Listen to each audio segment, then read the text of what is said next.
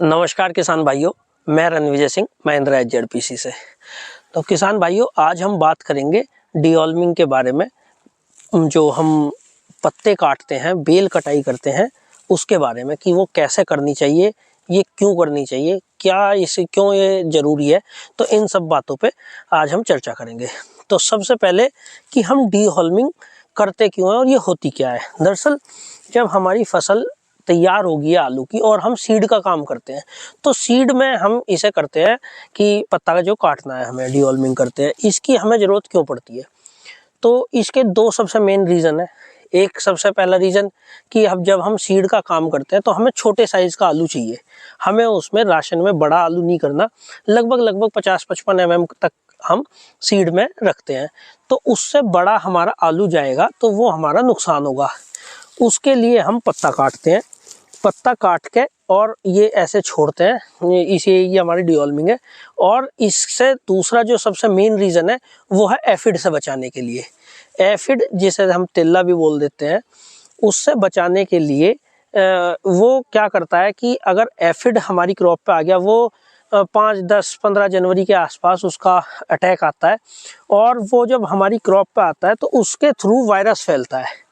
तो किसान भाइयों, जब हमने अपनी क्रॉप को अच्छे से पाला है, सब कुछ अच्छे से, सब कुछ तैयारी हो गई है, अच्छे से दवाई करी है, अच्छा पानी दिया है और क्रॉप हमारी तैयार है, तो हमने रोगिंग करा दी, फर्स्ट रोगिंग करा दी, सेकंड रोगिंग करा दी, उसमें से जो वायरस वाले प्लांट थे वो आउट कर दिए।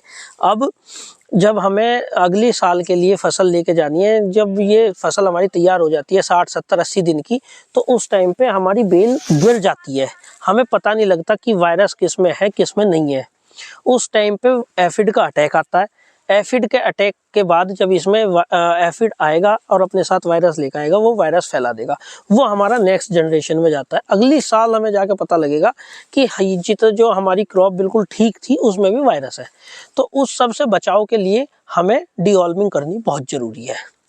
अब बात आती है कि हमें डिवॉल्विंग कैसे करनी चाहिए। तो इसके लिए हम मैनुअल, अभी ज़्यादातर हमारी जो यहाँ पे डिवॉल्विंग है वो मैनुअल लेबर के द्वारा होती है। कुछ मशीन भी आई हैं, बट अभी ज़्यादातर मैनुअली होती है। तो वो अभी आपको बताते हैं। आज हमारे एक फील्ड में डिवॉल्विंग हो रही है, ये आपको दिखाते हैं कैसे होती है।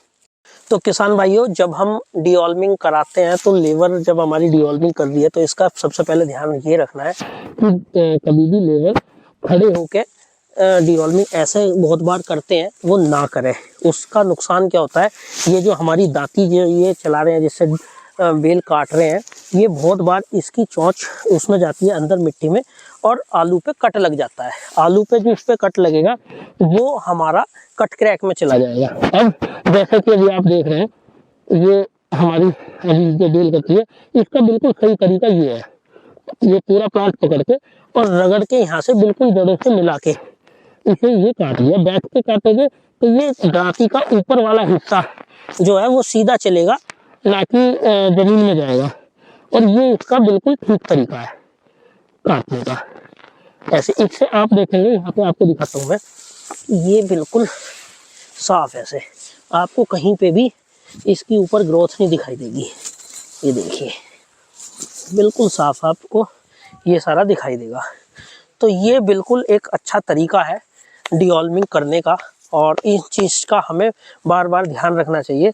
ये एक बहुत मेन ऑपरेशन है और इसमें जो मेन हमारा कभी नुकसान हो जाता है वो यही है कि जो हमारा कट क्रैक निकलता है लास्ट में, वो इसमें अगर हमने लापरवाही करी है, ये दांती अंदर जाती है, कुछ ट्यूबर जो ऊपर आए होते हैं उसमें वो लग जाता है और वो कट क्रैक में जाता है। तो ये हो गया। और एक दूसरी चीज़, अभी जब हमने ये सारी डिवॉल्विंग कर दी है और ये यहाँ पे इसके प्लांट सब रिज के ऊपर रखे हुए हैं, उसके 3-4 दिन बाद, 5 दिन बाद सूरज लगने के बाद ये सूख जाएंगे।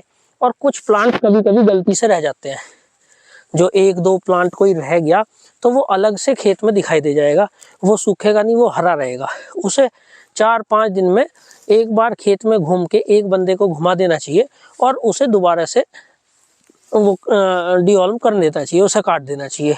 और साथ साथ हमें ध्यान रखना है कि अगर ये 20 दिन होते हैं, 15 दिन होते हैं, तो इसमें हमारी रीग्रोथ ना हो, किसी भी प्लांट की कोई रीग्रोथ ना चले। तो इन सब भी बातों का हमें ध्यान रखना है डिवॉल्विंग के टाइम पे। धन्यवाद, नमस्कार।